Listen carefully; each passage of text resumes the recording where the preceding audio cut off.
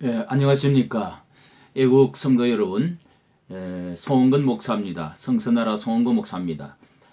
오늘은 이제 정권과 종교가 대립할 때, 혹은 또 대통령과 선지자가 대립할 때, 이런 제목으로 말씀을 드리고자 합니다. 지금 정광훈 목사 그 구속으로 인해서 법원 앞에와 경찰서 온 나라가 이렇게 신문 방송에서 매스컴에서도 지금 이렇게 많이 다루고 시끄러운 가운데 있습니다. 저는 이 유튜브를 하게 되는 목적이 이 성경적인 세계관과 그리고 정치를 성경적인 프리즘으로 묵상하고 그리고 이렇게 가치관을 새롭게 정립할 수 있었으면 하고 올리고 있는 중입니다. 하나님의 신정 정치를 뜻을 하나님은 이 땅에 하나님의 나라를 이 땅에 펼치시기 위해서 선택된 나라 이스라엘을 통해서 그 하나님의 뜻은 어떻게 펼쳐지는가를 보면은 중요한 부분이 있습니다. 제사장과 왕과 그리고 선지자, 그리고 왕과 선지자, 제사장 이 세 사람에게 특별히 하나님께서 기름을 부어 가지고 선택해서 구별해서 그렇게 해서 화합적인 정치를 해서 하나님의 나라가 의가 이 땅에 이루어지도록 하는 것을 알 수가 있습니다. 지금의 선지자가 어디에 있느냐 하는 그런 그 주장은 우리가 성경에서 보면은 지금도 신약 시대의 예수 그리스도께서 이 왕직과 선지직과 제사장직을 감당해 오셔서 하나님의 교회를 세우시고 지금도 그 만인 제사장으로서의 교회를 세워서 지금도 그렇게 다스려 오시고 그렇게 되기를 원하시는 하나님의 의도가 지금도 계속되어지고 있습니다. 그러니까 다시 말하면 왕성, 선지성, 제사장성이 개성이 지금 계속되어지고 있다. 이렇게 볼 수가 있습니다. 기름 부음 받은 너희들은 왕 같은 제사장들이요 만인 제사장을 우리에게 말씀해 주었습니다. 정강훈 목사가 이런 신학적인 그런 것도 모르고 나는 제사장이다 이렇게 말하는 것이 아닌 것입니다. 왜 하나님은 이스라엘 나라의 왕정 국가가 왕을 처음 일대를 세울 때에 왕정 국가가 시작되어질 때에 이 왕과 선지자들이 화합을 해서 그 나라가 잘 일어날 수 있도록 하나님의 주권적인 다스림이 행복된 나라, 복된 나라가 되어질 수 있도록 하셨습니다. 그래서 처음 왕을 세울 때에 이 선지자였던 이 사무엘은 나와 같은 선지자를 일으키고 하는 말씀이 있습니다. 과거에도 모세와 같은 선지자를 일으키셔서 사용하신 하나님이 이 구약 시대에 분명히 하나님이 그때부터 선지자를 시대마다 세워서 그렇게 하나님이 왕을 이렇게 견제하면서 진리로 가리키고 견제하면서 하나님께서 그렇게 나라를 정치해 나갈 수 있도록 만들어진 것이죠. 우리 한국에도 과거의 선지자 같은 어려운 때에 항상 종교와 이 교회가 선지자적인 역할을 잘 감당함으로 해서 나라가 지금까지 어떻게 해왔는지 역사적으로도 볼 수가 있습니다. 신라의 그 통일 왕국을 이루었던 원동력이 원래는 그 화랑의 그 무인들, 화랑도를 세우고 그리고 그들과 더불어서 불교, 호국 불교의 이 정신들이 잘 화합이 되어져서 그것이 원동력이 되어져서 그 신라보다 더 잘 사는 나라 백제나 고구려보다도 결국은 나라를 통일 왕국을 이루었던 그런 적이 있습니다. 그리고 우리의 이 근대에 있어서 한국의 그 이승만 정권이 들었을 때에 한국 대한민국이 처음 시작될 때도 이승만 대통령이 이 종교와 잘 화합을 해서 그렇게 해서 이 나라가 일제 시대 때 이후에 종교적인 그 영향력을 그대로 정치에 잘 시켜서 접목을 시켜서 나라를 이렇게 평화롭게 번영으로 이끌어온 기초를 놓았던 것을 우리가 잘 알고 있습니다. 개신교는 이 주류적인 이제 종교가 되었습니다. 개신교뿐만 아니라 불교가 이렇게 불의에 항거하는 이 정신들이 신앙 안에 그 정의를 가지는 진리를 사수하고자 하는 그런 그 마음이 그 안에 있는 것입니다. 그래서 종교와 정권이 화합되어질 때에 잘 호흡이 맞추어질 때에 번영해 왔던 것입니다. 그러나 지금은 대립관계가 이제 형성이 되어진 것 같습니다. 우리는 조금 더 성경에서 보면은요, 사무엘 선지자가 처음에 왕을 세울 때 사울 왕이라는 사람을 기름을 부어서 하나님의 음성을 듣고 세웠던 것입니다. 처음에는 잘 나갔지요. 그래서 나라가 평안과 안정을 가져왔다가 결국은 이 사울이라고 하는 일대 왕이 교만이 들고 그리고 자신이 하나님의 뜻을 점점 저버리고 제사를 거부하고 그러면서 그가 결국은 자신의 그 야망, 자신의 그 욕망, 물질 그리고 자기의 그 이름을 나타내고자 하는 것, 기념비를 세우고자 하는 것, 또 선지자의 말을 결국은 듣지를 아니했습니다. 그렇게 해서 그가 결국은 불행하게 사울 왕이라는 사람은 전쟁이 나서 자기가 세우고 싶었던 자식도 세우지 못하고 왕관은 벗어 던져지고 자결해서 죽어야 되는 그런 입장에 멸문지하를 당하고 말았습니다. 또 하나는 성경에서 이스라엘 나라가 한 40여 명의 왕이 남북 왕이 있는데요. 그 가운데서도 이렇게 아주 훌륭한 4대 왕들이 있습니다. 그러나 거기에 또 짚고 넘어갈 중요한 왕은 이 북쪽 아합 왕이라는 사람입니다. 그 왕은 그때에도 아합 왕이 들어서면서 하나님의 그 지명했던 이 지계석을 옮기고 또 불의한 많은 일을 행하고 그리고 다른 신들 북쪽의 그 바알 신의 그 우상 숭배들을 가지고 들어와서 이 모든 정신을 황폐케 만들고 신앙을 이렇게 완전히 다종교 다원화시키고 이렇게 부패가 되어져 갈 때 엘리야라고 하는 선지자가 그때부터 강력한 선지자가 나타나서 결국은 선지 시대가 열려지게 되었죠.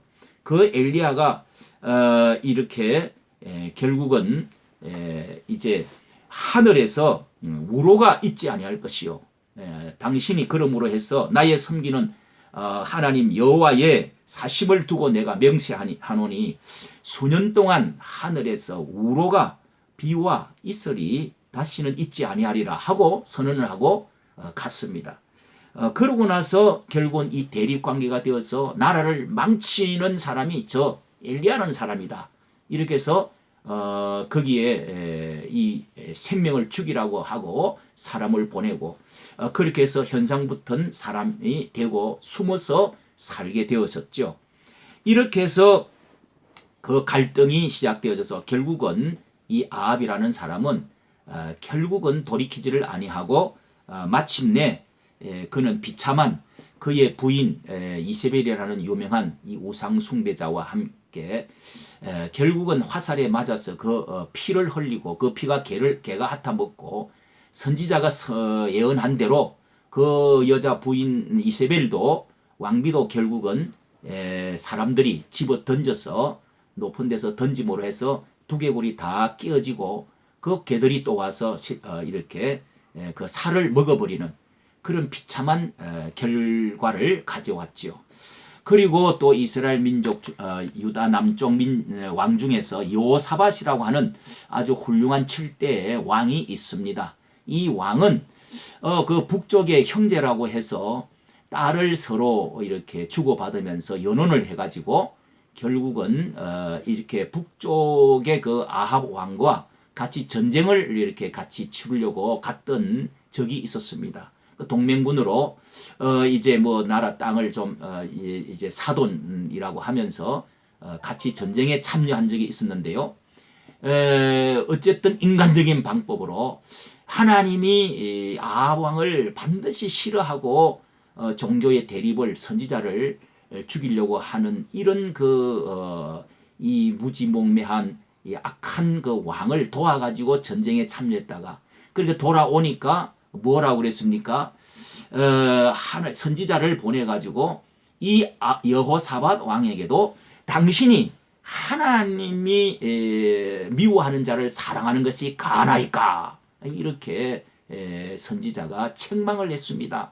그리고 나서 그는 얼마의 이제 자중을 하고 회개하고 나서 그는 그 뒤에 남쪽에 이제 나라의 여호사밧 왕 때 옆에 있는 이웃 나라 모압과 암몬이라 하는 연합군이 나라가 쳐들어왔습니다. 여호사밧에게 쳐들어왔는데 그때 여호사밧은 아마 그 자기 사돈 북쪽 아합 왕과의 있었던 일을 기억하고 하나님 앞에 기도하는 마음으로 선지자를 다 잘 대접해야 되겠다 하면서 그가 했던 말이 역대하 20장 20절에 이런 말이 있습니다. 너희는 너희 하나님 여호와를 신뢰하라. 그리고 그 선지자를 신뢰하라. 그리하면 견고하리라. 이렇게 큰 소리로 선언을 하고 하나님께 감사하세 여호와께 찬양하세 그 자비하심이 영원함이로다 하면서 찬양하면서 예배하면서 전쟁을 하러 갔습니다. 특이한 전쟁 역사지요. 그렇게 했을 때 긴 그 기사는 있지 않지만은 하나님께서 신비하게 복병을 두어서 그 유다를 치러 온 암몬 자손과 모압 연합군을 세일 자손들을 이렇게 완전히 괴멸시키는 그렇게 하나님이 이기게 해주셨더라. 그렇게 해서 그 나라가 회복이 전쟁에 이긴 경험이 있습니다.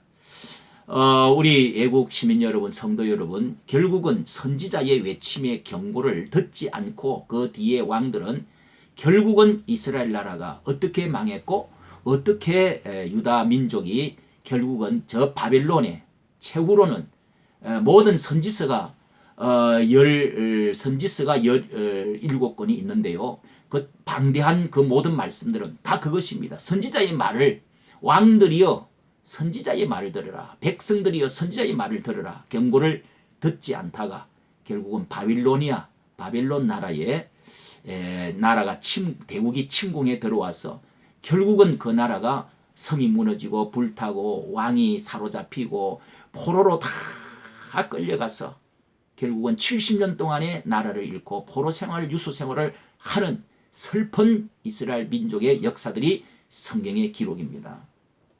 우리는 성경의 신약에서도 마지막 선지자라고 하는 사람이 나오는데 세례 요한입니다. 세례 요한은 마지막 선지자로서 예수 그리스도의 그 오시는 것을 이제 준비시키는 길을 열어주는 사역을 했던 그런 마지막 선지자지요. 그도 왕에게 강력하게 그리고 이스라엘 민족의 지도자들에게 이 독사의 자식들아 도끼가 나무 밑에 뿌리 밑에 놓여 있다. 회개하라. 뭐 이렇게 강력한 그 외침을 했습니다. 그리고 나서 그가 그런 말을 했다고 해서 왕이 결국은 목을 베어 가지고 죽였습니다. 그 왕은 그리고 또 예수 그리스도가 다음에 오시고 나서 모든 이 권력자들의 불의를 보시고 예수님이 외치고 그러는 가운데 예수 그리스도를 잡아서 십자가에 못을 박아 죽였죠. 죽였습니다. 이러므로 해서 이스라엘 나라가 어떻게 되어졌느냐. 예수님께서 눈물을 흘리시면서 예언을 했습니다. 그때 예언을 하실 때에 예루살렘 성과 그 찬란한 그 검빛 나는 예루살렘 성을 바라보면서 이렇게 7번의 화를 예수님이 선언을 하시면서 선지자들을 돌로 치는 자여 예루살렘아 예루살렘아 내가 너희를 암탉이 새끼 병아리를 품듯이 한 적이 몇 번이더냐 그렇게 예수님이 말씀하시면서 너희 땅은 황폐하게 되리라. 예루살렘은 무너질 것이라고 예언을 했습니다.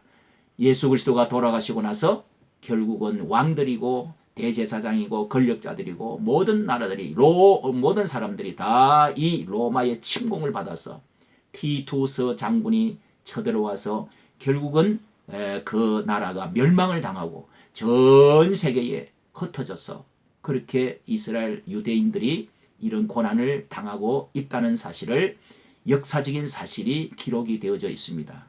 오늘 종교가 이 정치가가 종교를 핍박을 할 때 어떤 일이 일어나는지, 특히 기독교는 이 프로테스탄트라고 하는 저항하는 자들이라는 별명이 있습니다. 불의를 보고 참지를 못하고 더욱이 장작불을 치면은 내리치면은 칠수록 더 그 불은 더 붙어간다는 그런 말이 역사가 있습니다. 이렇게 오늘 이 시대에 결국은 이 정권이 종교를 탄압하는 그런 위치에 서거나 정강원 목사를 잡아 넣어서 그것은 지금 김명수 대법원 원장 대법원 판사도 지금 거기에 개입이 되어져서 그 모든 사실을 볼 때에 어떻게 도피하고 또 증거인멸을 하고 또 선거법 위반이라고 하는 것이 과거 노무현 대통령이 그 선거 말을 했던 것에 비하면은 이것은 아무것도 아니지요. 그런 비교해 볼 때도 맞지를 않는 이런 판결을 내려 가지고 감옥에 넣고 오늘 적부 심사를 다시 신청을 했는데 오늘도 이렇게 이제 부결이 되어진 것, 이런 것은 종교의 탄압으로 지금 가는 것이 분명한 거 아니겠습니까? 이런 나라가 앞으로 어떻게 되어질지, 어떤 대립관계가 어떻게 되어질지 두고 성경을 통해서 프리즘을 통해서 볼 때 심각한 일이 아닐 수가 없다는 생각이 들었습니다. 이까지 정치해 주셔서 감사합니다.